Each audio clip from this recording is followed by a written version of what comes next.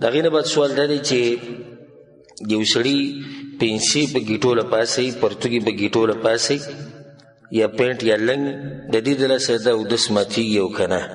الجواب بالله توفیق هغه دا دی چې په سنن ابي داود کې امام ابو داود رحمه الله د روایت راوړی د ابو هريره رضی الله عنه وایي چې بینما رجل یصلي مسبلا ازاره، یو سړي مونځ کو او د پرتوګ یا د لنګ یې په دې ګیټو لپاسه، اذ قال له النبي صلی الله علیه وسلم اذهب فتوضأ، رسول صلی الله علیه وسلم شو اودس وکړه.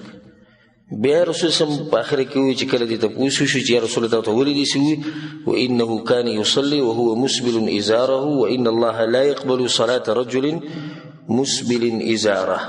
د چې مونځ کوو نو په هغه ټیم کې د لنګ د ده په ګیټو لپاسه الله سبحانه وتعالی دې سړي مونځ نه قبلوي. دا حدیث په سنن ابي داود کې دی، خو سندن د حدیث کمزوری دی او شیخ البانی رحمه الله هم دا کمزوری کړی دی په ضعیف سنن ابي داود کې.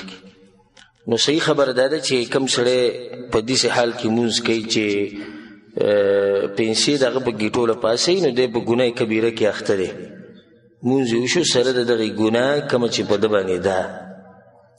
نو د بعضو خلکو د پنسي بره ساتل، خصوصا زمونږ د ملکونو چې کم خلک دي او بعض مولیان صاحبان او مفتیان، هغوی دا خبره دې پورې خاص کړې ده چې د پنسي به بره ساتي د منځه په ټیم کې یوه. دویم وایي چې د تکبر د لاسه یې نه راکاږي، نو بیا هېڅ خبره نه ده، بیا راکاږه مزې کوه، خو دومره دی چې د تکبر د لاسه به یې نه راکاږي، او دا خبره کمزوري ده. حدیث کې درځي رسول صلی الله علیه وسلم وایي ما اسفل من الکعبین من الازار فهو فی النار، چې په ګیټو باندې پرتوګي لنګې که پینټ یو که هر شی، نه دا خپې به دا ګیټۍ به د قیامت په ورځ په جهنم کې. دا عام حدیث دی، عام حدیث دی، او علما دې ته ګناه کبیره وایي، دا ګوره وړه ګناه هم نه ده. امام ذهبي رحمه الله کتاب لیکلی په دې غټو ګناهونو باندې، په کې یو دا ګناه شمار کړی چې دا غټه ګناه ده، او دا کمزوري خبره ده چې دا تکبر د لاسه نه کوي بیا کوه نه. صحیح ده حدیث کې وعید راغلی د خلکو لپاره خاص کمی چې تکبر د لاسه کوي، کمی چې تکبر د لاسه کوي نو د ګناه ښه ډبلېږي. یو خو دې ګناه وکړه، دویم بیا دې پکې تکبر هم وکړو، نو ځکه بیا د هغوی وعید ښه سختي. حدیث کې راځي چې درې کسان دي الله به ورته نه ګوري، نه به ورسره خبرې کوي قیامت په ورځ، نه به یې د ګناهونو نه پاکوي. یو پکې هغه دی چې خپلې پنسې راکاږي په ځان پسې د تکبر د لاسه. دا بعض علما وایي چې نه دې کې مسله د تکبر ده، بس چې تکبر نه بیا کوه نه. او دې بل طرف ته حدیث عام دی، دې بل طرف ته حدیث چې هغه عام دی. نو صحیح خبره دا ده چې نارینه دی به خپلې پنسې د ګیټو نه بره ساتي. ګیټو نه بره ساتل واجب دي، او نیم پړکي پورې رسول دا مستحب او سنت طریقه ده.